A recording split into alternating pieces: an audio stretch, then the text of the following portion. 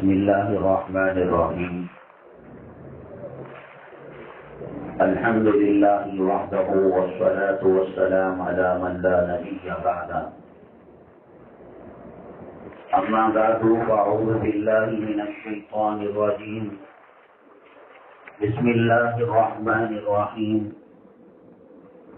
يا أيها الذين آمنوا ادخلوا في السلم كافة ولا تتبعوا خطوات الشيطان. قال النبي صلى الله عليه وسلم: ألا إن التقوى ملاك الحسنات، أو كما قال النبي عليه الصلاة والسلام. رب اشرح لي صدري ويسر لي أمري واحلل عقدة من لساني يفقهوا قولي. اللهم صل على سيدنا مولانا محمد في أول كلامنا. اللهم صل على سيدنا مولانا محمد في أوسط كلامنا. اللهم صل على سيدنا مولانا محمد في آخر كلامنا. قابل قدر اسلامی خواتین، انسان کی زندگیوں میں ماحول کا اور صحبت کا اثر بہت پڑتا ہے. نیکیوں کے ماحول میں رہے گا انسان نیک بنے گا. بروں کی صحبت اختیار کرے گا انسان برائی کے راستے پر چل پڑے گا. اللہ کے نبی جناب محمد الرسول اللہ صلی اللہ علیہ وسلم نے فرمایا: کل مولود یولد علی الفطرہ. اللہ تبارک تعالیٰ دنیا میں جب بھی کسی بچے کو یا لڑکے کو یا لڑکی کو بھیجتے ہیں تو فطرت اسلام پر بھیجتے ہیں. کارخانے سے تیار ہو کر چیز کے آنے میں کوئی شبہ نہیں ہے، کوئی ڈاؤٹ نہیں ہے. اللہ تبارک تعالیٰ سب کو مسلمان بنا کر بھیجتے ہیں، لیکن آپ نے فرمایا وَأَبَوَاهُ يُهَوِّدَانِهِ أَوْ يُنَصِّرَانِهِ أَوْ يُمَجِّسَانِهِ. جب مسلمان ماں کے پیٹ سے نکلا تو یہودی کیسے بنا، نصرانی کیسے بنا، مجوسی کیسے بنا؟ فرمایا کہ گھر کا ماحول، اردو بولنے والوں کے گھروں میں کوئی پیدا ہوتا ہے تو بچہ خود بخود اسکول گئے بغیر اور کوئی ٹیوشن لیے بغیر اردو بولنے لگتا ہے. تمل ناڈو کے اندر بچہ پیدا ہوا تو تمل بولنے لگتا ہے. کیرل میں بچہ پیدا ہوا تو ملیالم بولنے لگتا ہے. سعودی عرب کے اندر پیدا ہوا تو عربی بولنے لگتا ہے. حالانکہ الگ سے اس کو کوئی کلاس نہیں دی گئی، کوئی ٹیوشن نہیں دیا گیا. وہ ماں باپ اور ماحول کے اثر سے متاثر ہو کر وہ زبان، وہ تہذیب، وہ کلچر، وہ ماحول اپنانے لگتا ہے. یہ اردو میں بہت مشہور چیز ہے نا کہ تربوزے کو دیکھ کر رنگ بدلتا ہے، رنگ پکڑتا ہے. گھر کا ماحول اگر دین اور تقوی اور طہارت پر ہے، بچے نماز پڑھنے کے شوقین ہوں گے. بچیاں ماں باپ کو دیکھ کر پردے کو اپنانے کی کوشش کریں گے اور وہ ماحول خود بتا دے گا کہ یہ جنت کو جانے والا راستہ ہے. اللہ کے نبی جناب محمد الرسول اللہ صلی اللہ علیہ وسلم سے پوچھا گیا: آپ عربی جب بولتے ہیں، بیان کرتے ہیں، تقریر کرتے ہیں تو آپ کی زبان ایسے لگتی ہے کہ جنت کی نہروں میں ہم ڈوب کر اٹھ رہے ہیں، غوطہ مار رہے ہیں، تیراکی کر رہے ہیں. اسی عرب میں ہم بھی پیدا ہوئے، لیکن ہماری زبان اتنی میٹھی نہیں اور ہماری زبان میں اتنی چاشنی نہیں ہے. یہ کیوں کر ہوگا؟ اللہ کے نبی صلی اللہ علیہ وسلم نے فرمایا، حضرت حلیمہ سعدیہ کے یہ دودھ کا اور ان کے تقوی اور طہارت کا اثر ہے۔ ماں اپنے بچے کو پرورش کرتی ہے، کھانا کھلاتی ہے، اور سنیما دیکھتے ہوئے یا فلم دیکھتے ہوئے تو وہ دیوانے بنا کر فلم کو پیٹ میں نہیں ڈالتی۔ وہی ماحول، وہ اسکرین کا اثر، وہ ٹی وی کا اثر، وہ فلموں کا اثر دودھ میں، کھانے میں گھل کر اس کے پیٹ میں چلا جاتا ہے۔ رسول پاک صلی اللہ علیہ وسلم کو اللہ نے امی بنایا، ان پڑھ، وہ ہمارے لیے عیب کی بات ہے۔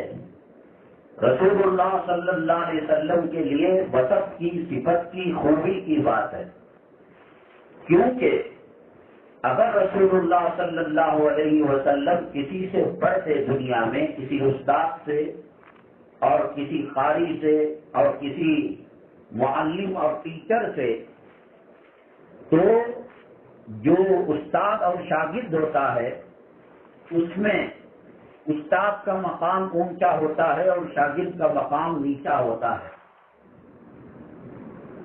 رسول اللہ صلی اللہ علیہ وسلم سے بڑھ کر کائنات کے اندر کوئی ہو نہیں سکتا۔ اللہ نے ڈائریکٹ علم آپ کو دیا ہے۔ حضرت جبرائیل علیہ السلام وحی لے کر آتے تھے تو استاد نہیں تھے، جیسے امیزون والا ہمارے گھر پارسل لا کر دیتا ہے، سویگی والا کھانا لا کر دیتا ہے، تو وہ اپنا نہیں دیتا، ہم جہاں آرڈر کیے ہیں وہاں سے یہاں پہنچانے کا کام اس کا ہے۔ اب وہ بریانی مٹن کی ہے، چکن کی ہے، ویجیٹیبل کی ہے، لینے والا جانے اور دینے والا جانے، اس کو تو اس کا بھی علم نہیں رہتا۔ حضرت جبرائیل علیہ السلام اللہ سے لیتے تھے اور پیغمبروں تک پہنچاتے تھے۔ پہنچانے والا استاد نہیں ہوتا، ٹیچر نہیں ہوتا۔ ہم نے دیوبند کے کتب خانوں سے، کتابوں کی دکان سے ایک کلام پاک کا ترجمہ منگایا، بخاری شریف منگائی اور اردو ترجمہ منگایا۔ کوریئر والا، پوسٹ مین اگر ہمیں دے کر جاتا ہے اور ہم گھر میں اس کو پڑھتے ہیں تو وہ کوریئر والا، امیزون والا، وہ ہمارا استاد اور ٹیچر نہیں ہوتا، وہ صرف اس کا کام پہنچانے کا ہے۔ اس کو اس سے کوئی سروکار نہیں کہ وہ ہندی میں ہے، تمل میں ہے، اردو میں ہے، انگلش میں ہے۔ جبرائیل علیہ السلام کا مقام بھی یہی ہے، وہ استاد نہیں ہے، ٹیچر نہیں ہے، کیونکہ استاد اگر کوئی ہو جاتا تو سب دنیا کو معلوم ہے کہ استاد کا مقام اونچا ہوتا ہے اور شاگرد کا مقام نیچا ہوتا ہے۔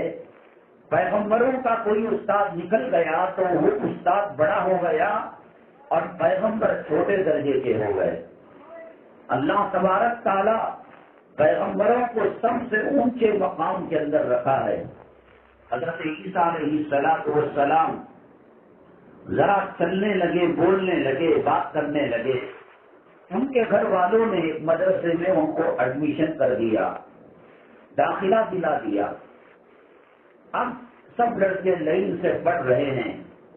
حضرت عیسیٰ علیہ السلام جو کلاس میں بیٹھے ہیں، استاد نے کہا کہ عیسیٰ تشریف لائیے۔ حضرت عیسیٰ علیہ السلام جو بھی کتاب ہو یا جو بھی طریقہ ہو گئے استاد کے پاس۔ استاد نے کہا کہ پڑھو الف۔ اب اگر الف بھی پڑھ لیتے تو حضرت عیسیٰ علیہ السلام کا وہ الف کا استاد ہو جاتا۔ حضرت عیسیٰ علیہ السلام نے کہا اس کا ترجمہ کیا ہے، اس کا معنی کیا ہے، اس کا میننگ کیا ہے، اس کا مطلب کیا ہے؟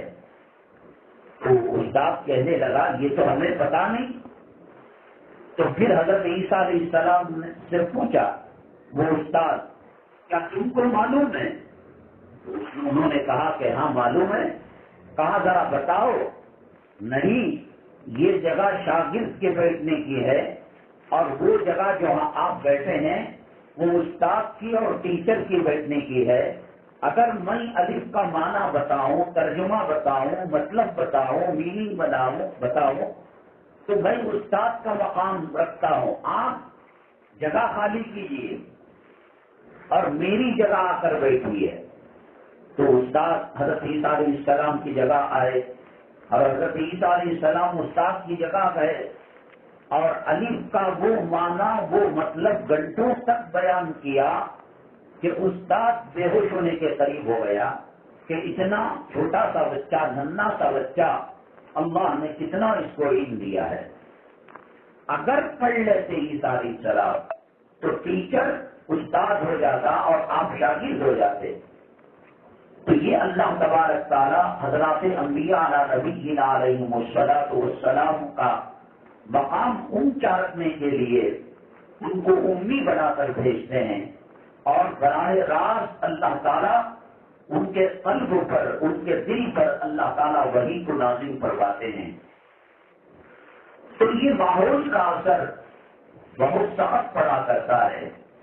آدمی دنیا کے ماحول میں رہے، بچہ جب دیکھتا ہے کہ ہمارے گھر میں اذان کی عزت نہیں ہے، ہمارے گھر میں نماز کے وقت کوئی اہمیت نہیں ہے، ہمارے گھر کے اندر میری ماں، میری بہن ہمیشہ 24 گھنٹے ڈریسنگ ٹیبل کے سامنے بننے سنورنے، ڈاکٹروں کے پاس جا کر سلیم ہونے کی کوشش، چہرے کو پرنور کرنے کی کوشش، روشن کرنے کی کوشش. اس نے نہیں دیکھا کہ اذان کے وقت دوپٹہ سر پر ہے یا نہیں. اس نے نماز کا اعزاز و اکرام نہیں دیکھا.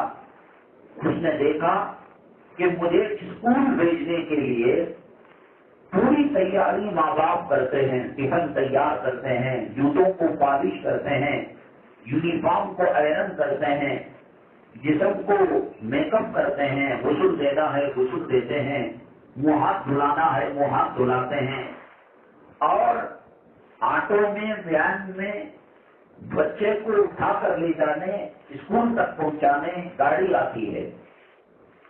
اور اس کے بعد 6 مہینے کے بعد ٹیسٹ ہوا.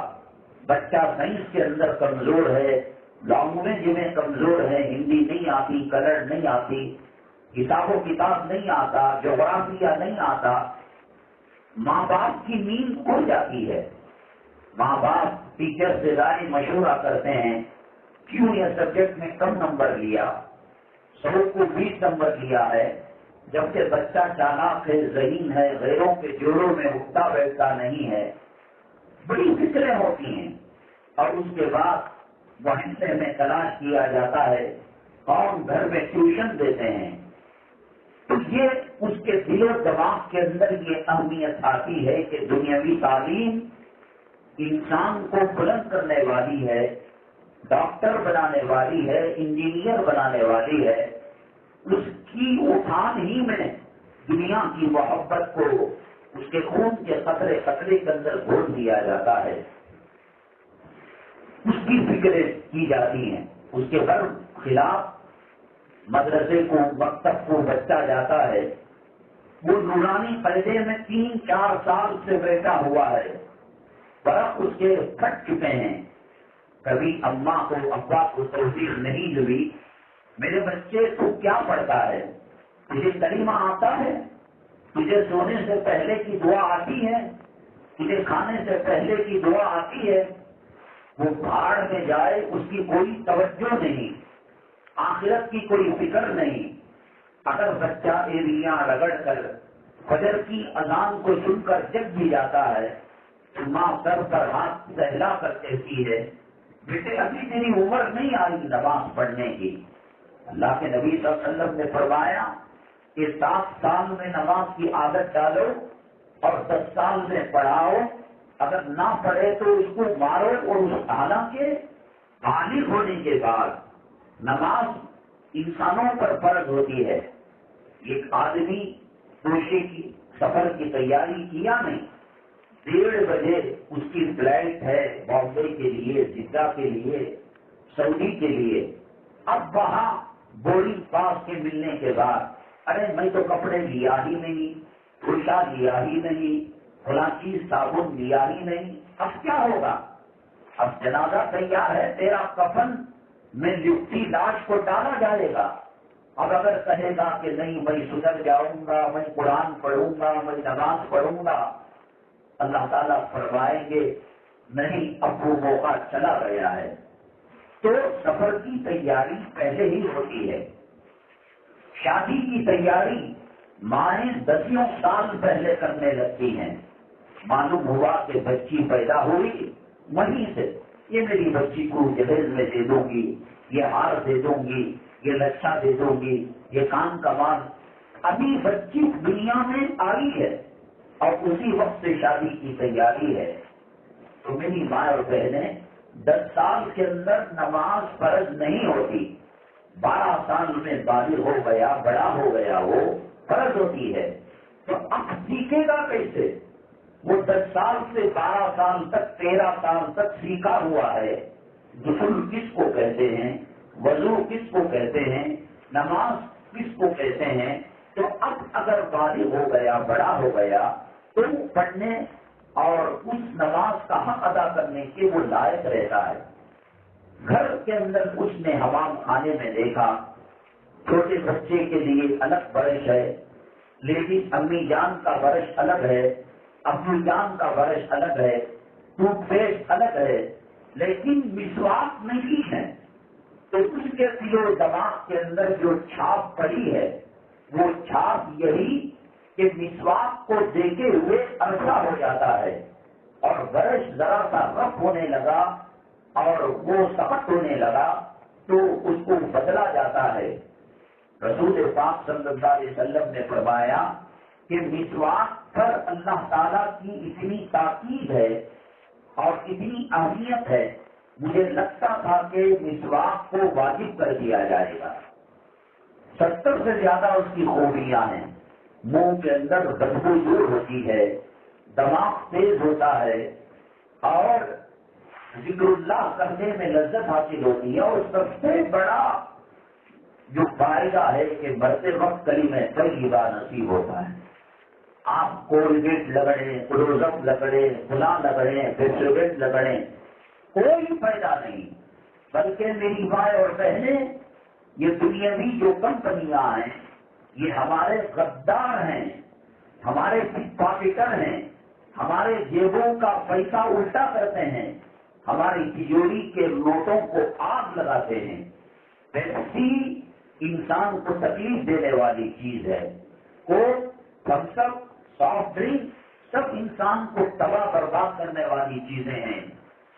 فلموں میں کام کرنے والے والیاں ان کو استعمال کر کر کہتے ہیں کہ میری تندرستی کا راز، میری صحت کا راز اور میرے چہرے پر خوشنمائی اور نور کے نکھرنے کا راز فیئر لولی ہے، اور میری جسم کی پھرتی۔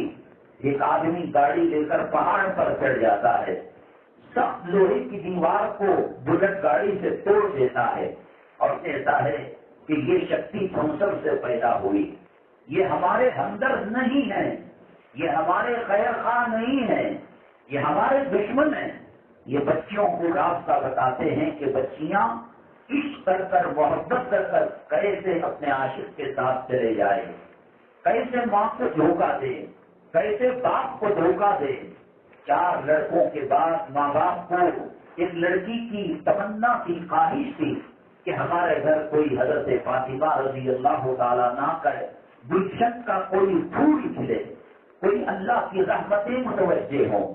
جس گھر کے اندر بچی ہوتی ہے اللہ کی رحمتیں متوجہ ہوتی ہیں، اللہ تعالیٰ جنت کے راستے کو آسان کرتے ہیں۔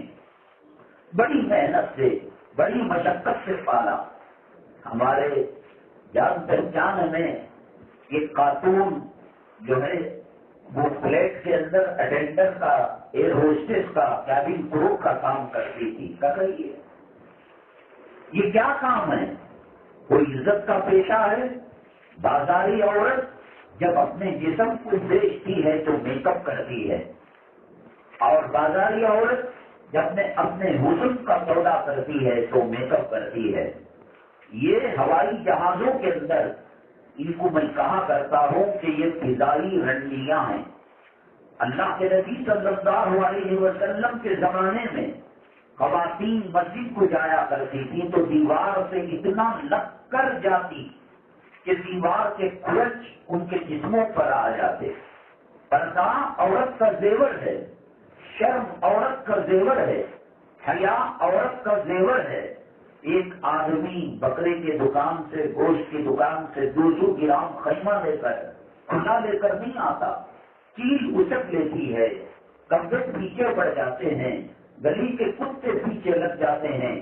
کیا میری ماں اور بہن جس کی عمر، جس کا نام حضرت زینب سے ملتا ہو، حضرت فاطمہ سے ملتا ہو، حضرت خدیجہ سے ملتا ہو، امی جان حضرت عائشہ صدیقہ رضی اللہ تعالی عنہا وعنہن سے ملتا ہو، تو یہ کیسے بے پردہ چلی جائے گی؟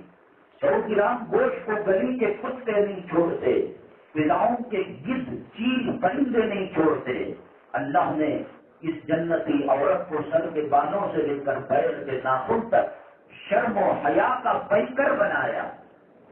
اللہ تعالیٰ نے کائنات میں عورتوں میں سب سے اونچا مقام نبی کریم صلی اللہ علیہ وسلم کی ازواج مطہرات بیویوں کا ہے۔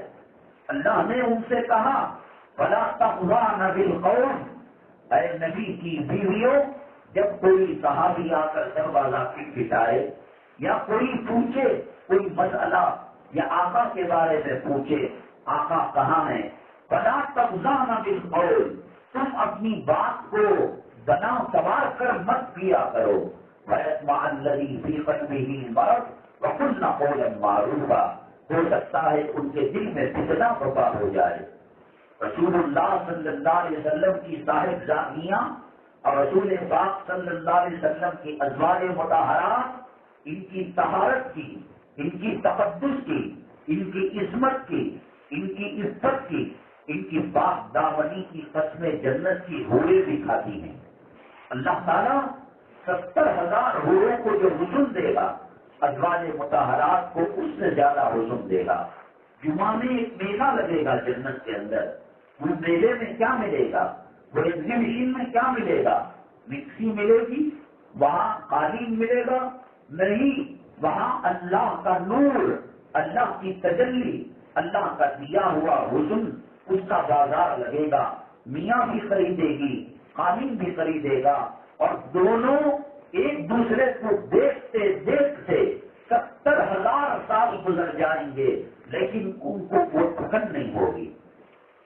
قالین بیوی سے جڑتا ہے، بیوی قالین سے جڑتی ہے، اور یہ لوگ میک اپ کے جو ساز و سامان ہیں اس کے اندر بکرے کی چربی نہیں ڈالتے، مرغی کی چربی نہیں ڈالتے، خنزیر ناپاک جانور جس کو کہتے ہیں اس کی چربی سے میک اپ کے ساز و سامان بنا کرتے ہیں۔ اور کیوں؟ انسان کے جسم کا جو ٹیمپریچر ہے اور جو حرارت ہے اور جو گرمی ہے، آپ بکرے کی چربی کے ٹکڑے کو ہتھیلی پر رکھیے، آپ کے جسم کے ٹیمپریچر سے وہ چربی پگھل جائے گی۔ اس چربی سے جو ہے لالی بنا لی جائے، لپسٹک بنائی جائے تو وہ بہ جائے گی گرمی کی وجہ سے۔ گائے کی چربی پگھل جائے گی، بھینس کی چربی پگھل جائے گی، پرندوں کی چربی حلال پرندوں کی پگھل جائے گی، لیکن خنزیر اتنا سخت بے حیا جانور ہے کہ اس کی چربی پگھل بھی نہیں، اور ہمیں نیل پالش اور لپسٹک کو بہت دیر تک رکھنا ہے تو اسی چربی سے وہ چیز ملائی جاتی ہے۔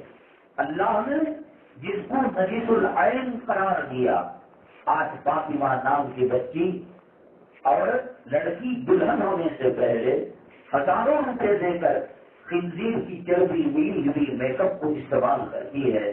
اللہ کے نگاہ میں جو نجس اور نبی نے اور صحابہ نے اور علماء نے جس کو نجیس العین جانور قرار دیا، کیا اس کو استعمال کر کر شادی میں اللہ کی رحمت کو متوجہ کیا جا سکتا ہے؟ اللہ کی رحمت کو مانگا جا سکتا ہے؟ میری ماں دنیا میں نہ صحیح عالم برزخ میں تو ملیں گی، آپ میدان محشر میں ملیں گی۔ اللہ کی قسم، اللہ کی قسم، اللہ کی قسم، ہمارے یہ ہمدرد خیر خواہ نہیں ہو سکتے. یہ لاکھوں کروڑوں روپے ایڈورٹائز کا پیسہ لے کر شراب کے ایڈ میں آتے ہیں. یہ پیرن لولی اور صابن اور سافٹ ڈرنک سب انسان کو نقصان پہنچانے والے. انسان کا پیسہ بھی خراب اور جسم بھی خراب. جو عورت ہمیشہ میک اپ کرتی ہے اور بھوؤں کو تراشتی ہے وہ ہمیشہ مرتے دم تک اس کو کرنا پڑتا ہے. اور اگر پیسوں کی کمی کے واسطے یا یہ کہ وقت کی مصروفیت یا یہ کہ ہاسپٹل میں ایڈمٹ ہو گئی نہیں کر پائی تو اس کا چہرہ ڈرونا ہونا لگتا ہے. اللہ کے نبی صلی اللہ علیہ وسلم کی روایتوں سے پتا چلتا ہے اللہ کے ڈر سے، اللہ کے خوف سے، کلام پاک کی عظمت کے جلال سے ہمارے آنکھوں سے جو آنسو نکلتے ہیں وہ ہمارے چہروں کو پرنور کرتے ہیں. دنیا بھر کے کاسمیٹک چیزیں ایک طرف اور سجدے میں اور کلام پاک کی تلاوت کے وقت آنکھوں سے جو آنسو کا قطرہ نکلتا ہے وہ ایک طرف. اللہ نے ہمیں رسول پاک صلی اللہ علیہ وسلم اور صحابہ کو دیکھ کر ہمدردی جتائی ان سے. وہ کیا کہتے ہیں نا کہ خنزیر جو گلی کا ہوتا ہے اس کو اگر گلاب کے باغ میں چھوڑ دیا جائے یا گلقند کے کارخانے میں چھوڑ دیا جائے تو وہ کھاتا نہیں ہے. ہاں گٹر کے اندر پاخانہ، پیشاب، گندگی، خلاقت، نجاست تو وہ اس کو اپنانے لگتا ہے. دنیا والوں نے ہمارا ماحول ایسا بنایا کہ نبی کی سنتوں میں عیب نظر آتا ہے اور وہ چیزیں جو یہود ہمارے دشمن ہیں، نصارہ ہمارے دشمن ہیں، فلسطین کے اندر اور حماس کے اندر ایک رات کے اندر 450 لوگوں کو شہید کیا جاتا ہے. 2000 3000 بچے، ان کا کیا قصور، ان کی کیا غلطی ہے؟ معصوم بچے، معصوم کلیاں ابھی کھلی نہیں ہیں، وہ موت کے گھاٹ اتار رہے ہیں. یہ وہی یہود ہیں جو پیپسی بنانے والے ہیں، یہ وہی نصارہ ہیں جو شراب بنانے والے ہیں، یہ یہی مشرکین اور کفار ہیں جو فلموں کے ذریعے سے ماں باپ کے دلوں میں نفرت ڈالنے والے ہیں، لڑکیوں کو بھگا کر لے جانے کے طور طریقے بیان کرنے والے ہیں. میرا خیال یہ ہے 5000 7000 حماس میں، فلسطین میں اسرائیل کی بمباری سے شہید ہو گئے تو اب جو ملبے میں ہیں، بلڈنگ چھت گر کر پڑ گئی اس کسی کے اوپر، اس کی آنکھ ٹوٹ گئی، اس کا پیر ٹوٹ گیا، اس کے ہاتھ چھل گئے، اس کو کوئی جب دیکھ نہیں پا رہا ہے. بڑی بڑی چٹانیں ہیں، کرن استعمال کرنے کی اجازت نہیں ہے، ملبے کو صاف کیا جاتا ہے تو گولیوں سے داغ دیا جاتا ہے. چلو مر کر شہید ہو گئے، اللہ کی جنت میں پھر رہے ہوں گے. بچے جنت کی کلیاں بن چکی ہوں گی اور جنت کے پھول بن چکے ہوں گے. خواتین جنت کی حوروں کے ساتھ بیٹھ رہی ہوں گی. لیکن یہ جس کا سر پھٹا ہے، جس کا ہاتھ ٹوٹا ہے، نہ پانی پینے کے ہے نہ کھانا کھانے کے لیے ہے، وہ درد ستا رہا ہے، کوئی انجیکشن دینے والا نہیں، باہر کی پکار اس تک نہیں جاتی، اس کا رونا چلانا باہر تک نہیں آتا. ایسے 20,000 لوگ تو ہوں گے. یہ وہی لوگ ہیں. کیا کیا انہوں نے؟ یہی تو کہا کہ بیت المقدس ہمارا ہے، مسجد اقصی ہماری ہے، آپ جوتے پہن کر مت جائیے، آپ بے ادبی مت کیجیے، آپ گستاخی مت کیجیے. ایسے لوگوں کی نقاشی آج مسلمان کی نسلیں کر رہی ہیں. کپڑے ان کو دیکھ کر بنائے جا رہے ہیں. وقت پڑنے پر ہمارے جسموں کو توپوں کے دہانوں میں رکھ کر، بارود ڈال کر اور اسے بم کے ذریعے سے ہمارے درخت کے ہوا میں اڑا رہے ہیں.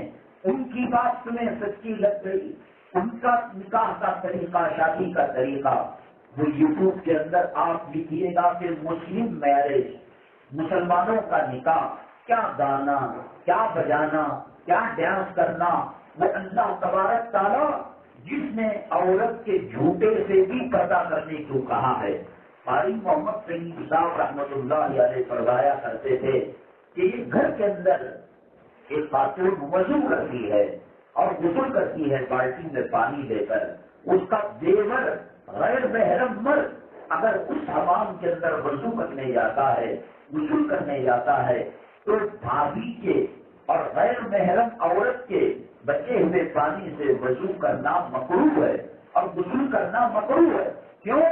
پانی تو ناپاک نہیں ہوا، نہیں، اس پانی سے وضو اور غسل کرنے سے دل میں شیطان وسوسہ ڈالتا ہے کہ مجھ سے پہلے بھابھی صاحبہ نے وضو کیا تھا، ان کا چہرہ، ان کے جسم کی شناخت، شیطان کرپشن لگاتا ہے۔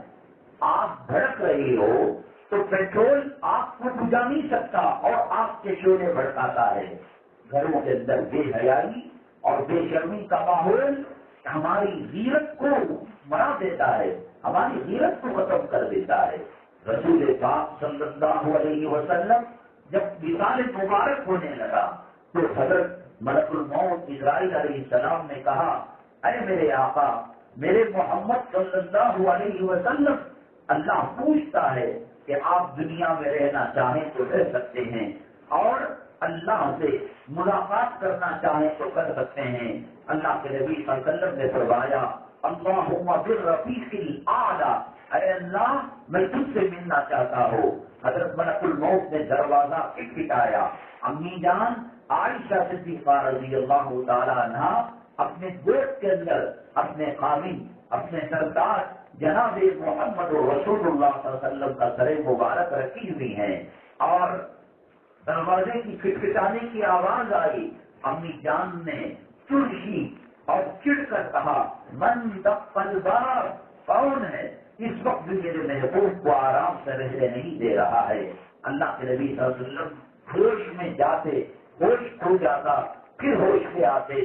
جب یہ فرمایا، عائشہ کون ہے اور کیا کہہ رہا ہے؟ امی جان نے فرمایا کہ شاید کوئی فرشتہ آیا ہے اور دروازہ کھٹکھٹا رہا ہے۔ میں نے اس کو ڈانٹ دیا کہ میرے محبوب مکی زندگی کے اندر آزمائشوں میں رہے، مدنی زندگی کے اندر تکلیفوں کا سامنا کیا اور پیسوں پر پتھر باندھے، چولہا گل کیا، گھر کے اندر فقر و فاقہ آیا، اوجڑی آپ پر ڈالی گئی، گالیاں آپ کو دی گئی، مارا گیا آپ کو، پیٹا گیا آپ کو، کھانے میں زہر ملا کر دیا گیا، نیچے بیٹھنے پر اوپر سے چٹان کو لڑکایا گیا۔ اتنی تکلیفیں سہی، نہ دن میں آرام، نہ رات کے اندر راحت۔ ایسے موقع پر اب یہ کچھ لمحے آرام کرنا چاہتے ہیں۔ کون ہے؟ من دق الباب، دروازے کو کھٹکھٹا رہا ہے۔ اللہ کے نبی صلی اللہ علیہ وسلم نے فرمایا، عائشہ وہ ملک الموت حضرت اسرائیل علیہ السلام ہیں، اب تک انہوں نے کسی سے اجازت نہیں لی اور قیامت تک بھی کسی سے اجازت نہیں لیں گے، ان کو آنے دو۔ حضرت اسرائیل علیہ السلام ملک الموت آئے، سلام کیا اور فرمایا، اے آقا دو عالم صلی اللہ علیہ وسلم، آپ کی روح مبارکہ کو ایسے ہم نکالیں گے جیسے پھول کے سے خوشبو نکلتی ہے، گلاب سے خوشبو نکلتی ہے تو پھول کو تکلیف نہیں ہوتی۔ اللہ کے نبی صلی اللہ علیہ وسلم نے فرمایا، اے اسرائیل، کیا میرے امتیوں کے ساتھ بھی یہی ہوگا؟ حضرت بلال کے ساتھ، حضرت ابوبکر صدیق کے ساتھ، حضرت عمر الخطاب کے ساتھ، کیا میری امت کے ساتھ بھی یہی کریں گے؟ نہیں نہیں، آپ کے لیے کنسیشن ہے، آپ کے لیے راحت ہے۔ اللہ کے نبی صلی اللہ علیہ وسلم نے فرمایا، آپ کا خاندان تھا، آپ کا قبیلہ تھا، آپ کی بیٹیاں تھی، آپ کے نواسے تھے، آپ کی صاحبزادیاں تھی، آپ کی ازواج مطہرات تھے، کسی کو مرتے وقت تو دیکھ لیتے، سر پر ہاتھ پھیر لیتے، مرتے مرتے دنیا سے رخصت ہوتے۔ آقا کو امت کی فکر ہے کہ میری امت دنیا سے رخصت ہوتے ہوئے ان کی تکلیف کا کچھ حصہ مجھے دے دو، میں محمد برداشت کر دوں گا، میری امت کو موت کے وقت تکلیف نہیں ہونی چاہیے۔ پھول سے خوشبو کی طرح جان نکل سکتی تھی اور جب تکلیف شروع ہوئی سکرات کی، برتن میں پانی رکھا ہوا تھا، اپنے پنجے پانی پر باندھتے اور چہرے انور پر رگڑ کر فرماتے، اللہم اعنی علی سکرات الموت، اے اللہ موت کی سختی بہت سخت ہے، مجھ سے برداشت نہیں ہوتی۔ آپ تو یوں ہی پرواز کر سکتے تھے جیسے معراج میں گئے، لیکن ہماری تکلیفوں کو، ہماری سکرات کی سختیوں کو آقا نے اپنے اوپر کچھ حصہ جھیل لیا. صاحبزادی خاندان والوں کو نہیں بلایا، اور حضرت حسن سے، حضرت حسین سے کہا گیا اللہ تعالیٰ نے کہ دیکھو یہ رہیں گے امت کو تکلیف ہوگی، اور یہ شہید ہوں گے تو امت کو راحت ہوگی. کہا کہ ٹھیک ہے، کربلا کی زمین میرے نواز حسین سے خون آلود ہو جائے، میری امت کو تکلیف نہ ہو. حضرت حسن کو شہر دے دیا جائے، میری امت کو تکلیف نہ ہو. جو اپنے خاندان والوں کو قربان کر رہا ہے، نوازوں کو قربان کر رہا ہے. بیٹی اتنی بھوکی ہوتی ہے، پیاسی ہوتی ہے کہ دودھ سوکھ جاتا ہے، ہوش تڑپ جاتے ہیں، اور چہرہ غم آلود ہو جاتا ہے فقر و فاقے کی وجہ سے. یہ کس کے لیے؟ یہ ہمارے لیے. اور ہم کہتے ہیں فیشن کی زندگی گزاریں گے، فلموں والوں کی طرز دیکھ کر اپنائیں گے، اور ان کے کپڑوں کا طریقہ اپنائیں گے. جو ہمارے لیے قربان ہو رہا ہے، مرتے وقت ہماری فکریں کر رہا ہے. حضرت عائشہ صدیقہ رضی اللہ تعالیٰ عنہا اور نبی کریم صلی اللہ علیہ وسلم آپ سے بہت محبت کیا کرتے تھے. کبھی انسان جلال کے موڈ میں رہتا ہے، اور کبھی جمال میں، کبھی غصے میں، کبھی کھیل کود کے اندر. رسول اللہ صلی اللہ علیہ وسلم کا موڈ بہت پیارا تھا اور ہسمکھ تھا. امی جان عائشہ صدیقہ رضی اللہ تعالیٰ عنہ نے کہا موقع کا فائدہ اٹھایا. آج کی عورت ہوتی تو یہ کرتی کہ جی ابھی زیور بنا دو، بیڈیا کا مکان لے لو، اپارٹمنٹ کے اندر 3 بیڈ روم کا گھر لے لو. یہ امی جان نے کہا آپ بہت خوش ہیں، ہسمکھ لگ رہے ہیں، موڈ اچھا ہے، ہمارے لیے دعا کریں. اللہ کے نبی صلی اللہ علیہ وسلم نے کہا کہ کیا ہے آپ کی دعا؟ کہا کہ جیسے دنیا میں ہم آپ کے ساتھ ہیں، اللہ تعالیٰ جنت کے اندر نبیوں کا مقام کیا ہوگا، مرتبہ کیا ہوگا، اور ہم کس صحت کے بولی دعا کریں اللہ ہم کو مغفرت کا پروانہ دے، اور جنت بغیر حساب و کتاب کے دے، اور جنت میں آپ کے پاس آپ کے قریب رکھے. اللہ کے نبی صلی اللہ علیہ وسلم سے دعائیں کی، اور اس کے بعد فرمایا عائشہ ساری زندگی میں تم نے ایک مرتبہ مجھ سے دعا کی درخواست کی تھی اس طرح کی، تو میں نے اس کو آمین بھی کہا، دعا بھی کیا، اور انشاءاللہ جنت میں ساتھ میں رہیں گے. عائشہ کیا تم جانتی ہو کہ تم میری اتنے قریب ہو کہ اللہ کے اشارے سے میرا نکاح تمہارے ساتھ ہوا تھا. ان نکاحوں اور شادیوں کے فیصلے اللہ کے عرش کے پاس ہوئے تھے، اور آپ پر جب تہمت لگی غلط کام کی، اللہ نے سورہ نور کے اندر آیت کو نازل کر کر اللہ نے تمہاری صفائی کو پیش کیا. عائشہ ایسی دعا جو پوری زندگی میں تمہارے لیے میں نے ایک مرتبہ کیا، میری امت کے لیے ساری رات سجدے میں جا کر اتنا روتا ہوں کہ مسلح تر ہو جاتا ہے اور مسلح بھیگ جاتا ہے، میری امت کے لیے دعا کرتا ہوں. معراج میں گئے، کس نے دیکھا؟ وہاں امت کو یاد کیا، وعلی عباد اللہ الصالحین. جو ہم تشہد میں التحیات پڑھتے ہیں، ہمارا تذکرہ میں اللہ کے عرش کے پاس ہوا اس کا تذکرہ کیا جا رہا ہے. جو ہمیں نوازے قربان کر رہا ہے، اپنی بیویوں کو قربان کر رہا ہے، اپنے گھرانے کو قربان کر رہا ہے، اپنی بیٹیوں کو قربان کر رہا ہے، اپنے گھر کا چولہا 3 مہینے تک اس کو انگار لگانے کی نوبت نہیں آتی، ہمارے لیے کر رہا ہے. آج ان کی سنتوں میں اپنانے میں آج ہمیں عیب لگ رہا ہے. جو فلسطین کی سرزمین کے اندر ماؤں بہنوں کی آبرو لوٹ رہے ہیں، مکانوں کو گرا کر زندہ تڑپا رہے ہیں، پانی کے قطرے قطرے کے لیے ترلا رہے ہیں، دوائیوں کو جانے نہیں دیتے، امدادی ساز و سامان کو جانے نہیں دیتے. آج ان کے طریقے ہمیں پیارے ہو گئے. کیا قیامت کے دن نبی کو وہ دکھاؤ گے؟ آقا کہیں گے تمہارے لیے ہم نے سب کچھ قربان کر دیا، مکی زندگی کو قربان کر دیا، مدنی زندگی کو قربان کر دیا، اور کیا کچھ میں نے تمہارے لیے دعائیں اللہ سے نہیں کی؟ تم کو غیروں کے طریقے پسند تھے. سورہ فاتحہ کے اندر غیر مغضوب علیہم ولا الضالین جو دعا ہے وہ یہی ہے کہ مغضوب علیہم سے یہود مراد ہیں اور ظالمین سے مراد نصارہ مراد ہیں. ہر رکعت کے اندر سورہ فاتحہ پڑھ کر ہم اللہ سے یہ مانگتے ہیں، اللہ اہدنا الصراط المستقیم، سیدھے راستے پر چلا، صراط الذین انعمت علیہم، ان لوگوں کا راستہ جن پر تیرا انعام ہوا ہے، غیر المغضوب علیہم، نہیں یہ یہود کا نہیں، نصارہ کا نہیں۔ ہماری شادیوں کے منظر یہود و نصارہ کے طور طریقوں پر ہوتے ہیں، کافروں کے مشرکوں کے طور طریقے پر ہوتے ہیں۔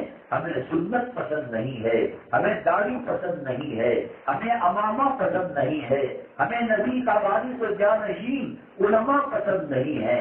اللہ نے جس کے سینے میں کلام پاک کے 30 پارے، 114 سورتیں، 1666 آیتیں، 7 منزلوں کو اللہ نے جس کے سینے میں اپنا کلام رکھا، آج اس کی عزت نہیں ہے، ناچنے والے کی، گانے والے کی، یہود و نصارہ انگریزوں کے طور طریقے اپنانے والوں کی عزت ہے۔ اللہ کو کیا وہ دکھائیں گے؟